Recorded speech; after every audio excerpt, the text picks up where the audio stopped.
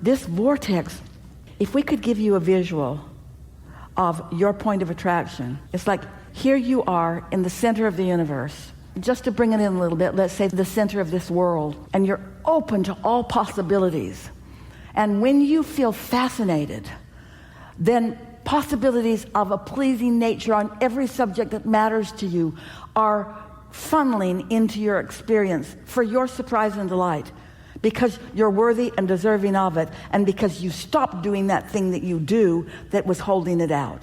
And in the moment you stop doing the thing you do that's holding it out, it comes in, because it's right that it comes in, because it's natural that it comes in, because you were born to let it in. You were born to look among it all and to make your decisions about what you want and to decide. And whether you spoke the words clearly or not, you submitted to the vortex your decision about what you prefer, and your vortex received it, and your inner being understands it, and your inner being focuses upon it, and the law of attraction has been gathering, and it is immense. And the time it takes to get to it is so short, because all the hard work's been done. The sifting and sorting, you already did it. The putting it into the vortex, you already did it. That's step one. The receiving of it by your inner being and the gathering of the cooperative components, that's already been done. That's step two. Your step is step three, which is to feel good. Feel good. Just find some reason right now to feel good. Some reason to compliment, some reason to praise, some reasons to feel proud, some reason to feel worthy, some reason to be glad. That's it. That's it. No price to pay. You paid the price of being born, or your mother did. You paid the price of sorting and sifting. You've already paid the comparative price. You've already paid the choosing price. You've already paid the this is what I prefer price. You've already done all the hard work. And because you don't have to prove anything to anyone, there's none of that to be done. And because you don't have to submit your request to anyone like the insurance company, you don't have to do that. There's nobody that can hold off on your claim. You've filed your claim. My claim is I want it all. I want it all. But I don't want it to come all at once. I want it to come in a nice, steady, enjoyable, pleasurable stream to me. I don't want it to come faster than I can contemplate, or faster than I can understand, or faster than is pleasurable. I just want to sip my way pleasurably through the unfolding. What I'm most excited about is my capacity to understand, my capacity to recognize my value in what's happening, and my appreciation for everyone else that's involved. That really is what the utter state of worthiness is, deservability is. I want to live it, and I want to radiate it, and I want to know it, and I want to not deviate from it, not far, not often. And I want it to be evident to others that that's who I am and that's how I live. And I want it for them too. I want them to feel like I feel. I want them to feel worthy and proud and eager and interested and happy and fun and fulfilled and brilliant and like more. I want them to wonder and find. I want them to seek and find. I want to seek and find. I never want to run out of the contrast that caused me to ask, because I never want to stop putting things into my vortex. I never want to stop being surprised and delighted. I just want to calibrate to who Abraham says I've already become. Is that true? Am I already fantastically abundant in things that matter to me? You are, vibrationally speaking. And you hold the key, the hack, the trick, the focus to adjust your point of attraction to let it in. And you get better and better and better at letting it in. Better and better and better at letting it in. Somebody said to Esther, "How much did that cost?" And Esther said, "I don't know, it was really a lot." And they said, "Well, how much?" Esther said, "I don't know, we got that a long time ago." "I don't know, because a long time ago, a lot was $500. Now a lot for something like that is $10,000.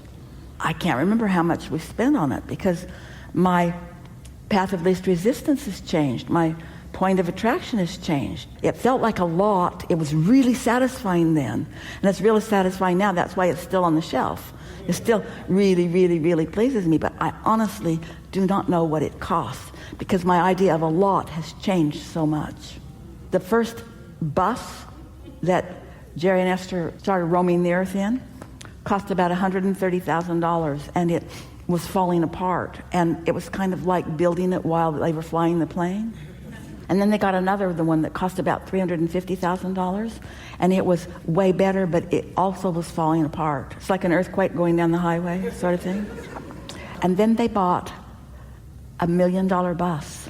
$1 million bus. Can you imagine? $1 million bus. And Esther said to Jerry, I can't even believe that this is logical to us. It feels ridiculous that we would buy $1 million bus. And 3 years later, they traded in on a $2 million bus. That's obscene.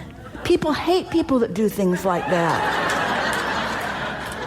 And when they bought that $130,000, whatever it was, executive, it seemed like a lot. It seemed like enough. And it was. But their path of least resistance changed. Their ability to purchase changed, and their need for reliability changed, and their idea of what was excellent changed. And so your path of least resistance is constantly unfolding for you. That's why you can't compare anything that you're doing to anything that anybody else is doing, because it's all irrelevant. It has nothing to do. It's just you and what you've put into your vortex. And do you know that most people have put so much in your vortex that you're depriving yourself of for ridiculous reasons like I shouldn't, or I'm not worthy, or I can't, when none of that is true.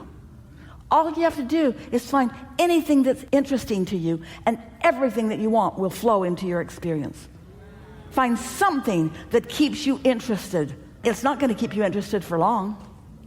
It's going to be an old $1 million bus. You're not going to like it anymore. This bus doesn't drive itself. Path of least resistance is a wily thing that keeps moving around on you. And so your work is to understand that the path of least resistance exists, and that what the path of least resistance is the distance in time and action and focus between where you stand and what you've created in your vortex. And you don't want it all at once. It'd be like eating all the food that you're going to eat for this lifetime today. You don't want that. You don't want that. You just want the good stuff that you can eat today. And you just want it to keep coming. And your taste in food is going to continue to evolve. And your access to wonderful food is just going to continue to evolve. And your pleasure in food is just going to continue to evolve. As is your pleasure in everything is just going to continue to evolve. Because you are a changing, becoming being that is unlimited. And that's what you came to show yourself. That this variety helps you to define what you want, but the variety is going to keep changing because you're going to keep changing. And so what's out there for you to receive, several of you are walking down the same street and you think you're having the same experience, but you're not. Esther saw the blood. You're walking down the street, but your experiences are not the same. Your experiences are what your point of attraction is in relationship to what you're allowing from all of this. That's why if people of the world understood that, they would not be upset with what anybody else is doing, because they would understand that it's just between them and their vortex, and they put a lot of good stuff in.